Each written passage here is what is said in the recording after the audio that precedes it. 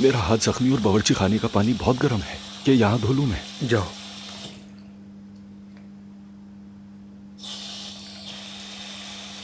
अब्बास साहब ने सलाम भेजा है और कहा है कि अगर मुंह खोला तो जान से जाओगे। बहुत शुक्रिया।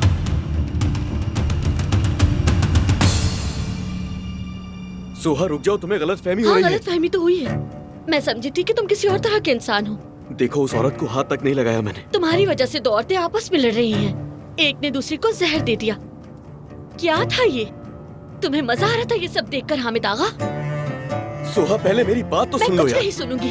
बेवकूफ नहीं हूँ मैं। तुम्हारी बातों पर यकीन करके उन्हें सच समझ लेती हूँ। लेकिन अब मैं कुछ नहीं सुनूंगी।